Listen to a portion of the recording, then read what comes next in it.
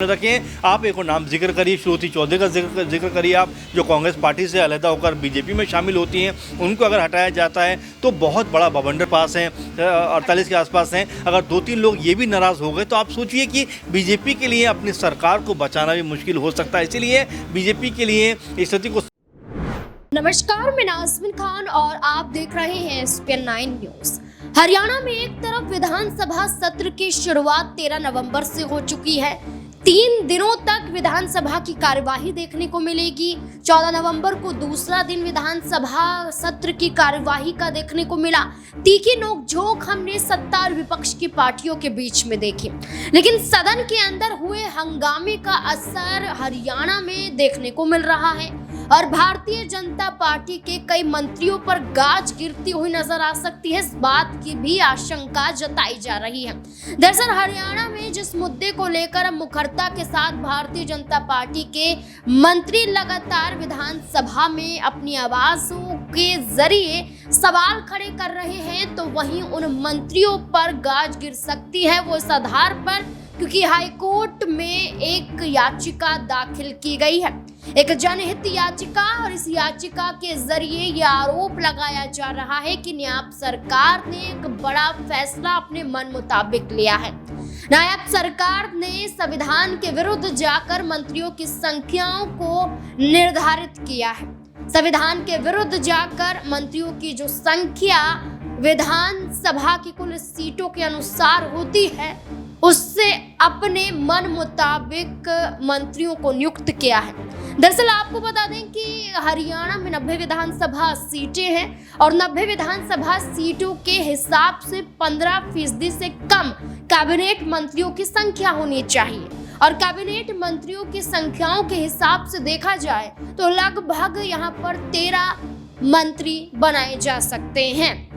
लेकिन हरियाणा में भारतीय जनता पार्टी के तहत 14 मंत्री हैं। मुख्यमंत्री नायब सिंह सैनी को लगाकर इस आधार पर कहा जा रहा है कि एक जनहित याचिका जगमोहन भट्टी द्वारा यहाँ पर दर्ज करवाई गई है पंजाब और हरियाणा हाई कोर्ट में, जिसकी सुनवाई 19 नवंबर के बाद होगी। और देखा जाए तो 19 नवंबर के आसपास होने वाली सुनवाई में एक बड़ा फैसला सुनाया जा सकता है कि किसी मंत्री के हाथों से क्या वो पद छिनता हुआ नजर आएगा, क्या वो मंत्री दोबारा विधायक बनकर रह जाएगा। और ऐसे में कई बड़े सवाल खड़े होते हुए नजर आते हैं किरण चौधरी की बेटी श्रुति चौधरी पर और हरियाणा में अंबाला कैंट से विधायक अनिल विज पर। अनिल विज कैबिनेट में मंत्री तो बन गए हैं, लेकिन भारतीय जनता पार्टी के तहत उनके संबंध में, उनके समर्थन में कोई फैसले नहीं लिए जाते हैं। अनिल विज लगातार सीएम चेहरे को लेकर दबाव भारतीय जनता पार्टी पर बना रहे थे, तब भी अनिल विज की नहीं सुनी जाती है। अनिल विज ये तक कहते हैं कि कई बैठकें हुई और उस बैठक में उन्हें नहीं बुलाया गया। नाराजगी हुई अनिल विज की बीजेपी से, लेकिन बीजेपी को कोई फर्क पड़ता हुआ दिखाई नहीं दिया। अनिल विज के जरिए ये भी आरोप लगाया गया कि विधानसभा चुनाव के मद्देनजर उनकी हत्या की साजिश रची गई, उन्हें चुनाव में हराने की पूरी कोशिश की गई, लेकिन उसके बावजूद भी कोई संज्ञान नहीं लिया जाता है। विधानसभा के अंदर कांग्रेस पार्टी के दिग्गज विधायक इस मुद्दे को उठाते हैं, लेकिन भारतीय जनता पार्टी और खुद विधानसभा स्पीकर इस मुद्दे को दबाने की कोशिश करते हैं। यहाँ अनिल विज को लेकर दावा किया जा रहा है कि वो चेहरा हो सकते हैं कि उनके हाथों से भी मंत्री पद जा सकता है, क्योंकि अनिल विज से उनका तो सरकारी आवास भी छीन लिया जाता है, जिस आवास में रहने के लिए अनिल विज भारतीय जनता पार्टी पर लगातार पिछले 2 बार से वो दबाव डाल रहे थे, यानी कि 2019 में भी और 2014 में भी अनिल विज चाहते थे कि वो सेक्टर 3 की 32 नंबर की कोठी में रहे, उस सरकारी आवास में रहे। लेकिन भारतीय जनता पार्टी के तहत मनोहर लाल खट्टर की सरकार में भी उन्हें वो आवास नहीं मिला और नायब सैनी की सरकार में भी उन्हें आवास नहीं मिला, बल्कि कृष्णलाल पवार को आवास सौंप दिया जाता है। ये कहा जाता है जिनके पास बड़े विभाग, बड़ा जिम्मा संभाल रहे हैं, ये सरकारी कोठी उन्हें ही मिलती है। लेकिन अनिल विज लगातार दबाव डाल रहे थे कि ये कोठी उन्हें मिले, लेकिन अनिल विज उम्र दराज और पार्टी के अनन्य भक्त होने के बावजूद भी उन्हें हर मुद्दों में अलग हटाया जा रहा है और बीजेपी उनके खिलाफ देखी जा रही है।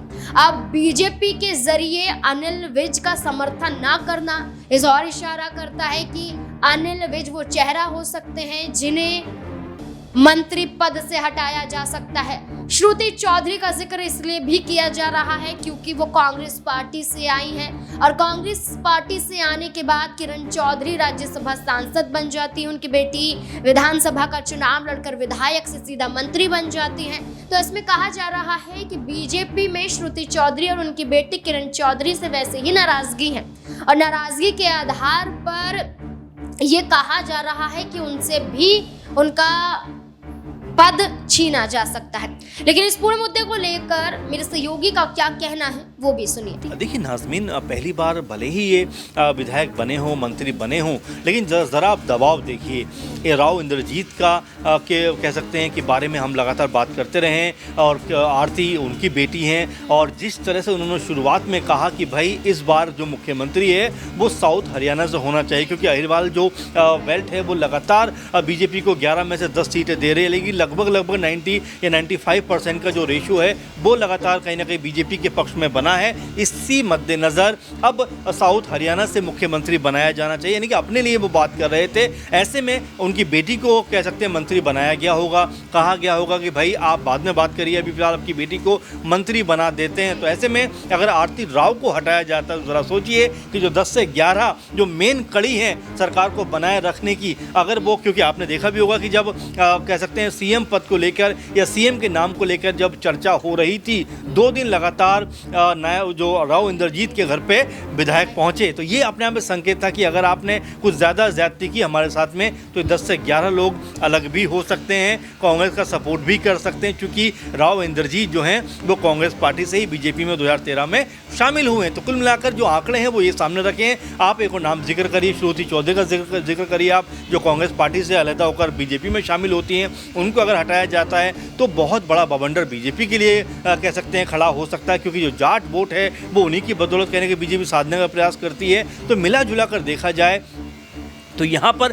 बीजेपी के लिए स्थिति को संभालना नाज़मीन उतना आसान नहीं होने वाला है। नायब सिंह सैनी जो मुख्यमंत्री हैं, लेकिन जिस तरह से वो बयानबाजी कर रहे हैं, जिस तरह से वो फैसले कर रहे हैं, कहीं ना कहीं बीजेपी के लिए मुश्किलों वाली बात हो सकती है, क्योंकि आरक्षणों को लेकर जिस तरह से उन्होंने शुरुआत में बात कही, हालांकि अब तो वो चुप हो गए, अब तो कोई बात नहीं कर रहे हैं, लेकिन जिस तरह से उन्होंने राग छेड़ा वो कहीं ना कहीं उनके ऊपर भारी पड़ता हुआ दिखाई। श्रुति चौधरी और अनिल विज के अलावा कई और चेहरे भी हैं जिन पर गाज गिर सकती है। कुल मिलाकर 13 मंत्रियों पर गाज गिर सकती है और उसमें से कोई भी चेहरा हो सकता है।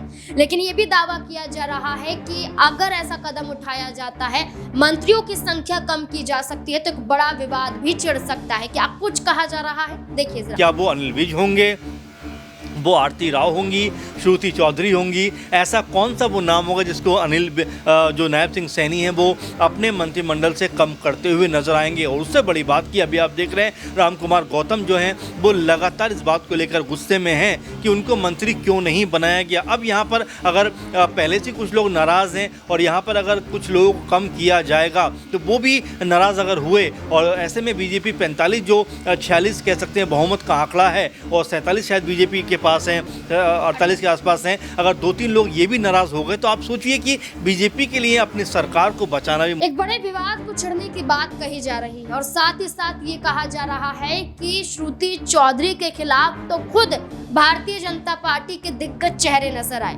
जब श्रुति चौधरी को विधानसभा का चुनाव लड़ाया गया तब भी नाराजगी पूर्व विधायकों की देखने को मिली, जब मंत्री पद मिला तब भी नाराजगी यहाँ पर देखने को मिली। ये तक देखा गया कि राम कुमार गौतम ने ये कह दिया कि सफेदों से पहली बार बीजेपी को चुनाव जिताया और बीजेपी तो यहाँ अपनी एक तरीके से पार्टी को ही नहीं बचा पा रही थी, वो सीट हमने जिता कर दी। राम कुमार गौतम नाराज थे, यहाँ पर अनिल विज नाराज थे। राव इंद्रजीत ने ही दबाव बनाया कि जब श्रुति चौधरी को टिकट तो उनकी बेटी को भी टिकट मिलना चाहिए। तो नाराजगियां थी। अब नाराजगियों के चलते अनिल विज यहाँ पर एक बड़ा चेहरा बन रहे हैं कि आखिरकार श्रुति चौधरी को तो आए हुए ज्यादा समय हुआ भी नहीं, उन्हें मंत्री भी बना दिया जाता है, उन्हें सरकारी आवास भी दे दिया जाता है। तो अनिल विज श्रुति चौधरी से नाराज हैं। अनिल विज बीजेपी से नाराज हैं। अब देखना होगा कि ये तकरार कहां तक जाती है और क्या इस आधार पर भारतीय जनता पार्टी में एक बड़ी फूट पैदा हो सकती है। इस पूरे मुद्दे को लेकर आपकी राय क्या है, अपनी राय कमेंट सेक्शन में जरूर दें। देखते रहें SPN9 न्यूज़। धन्यवाद।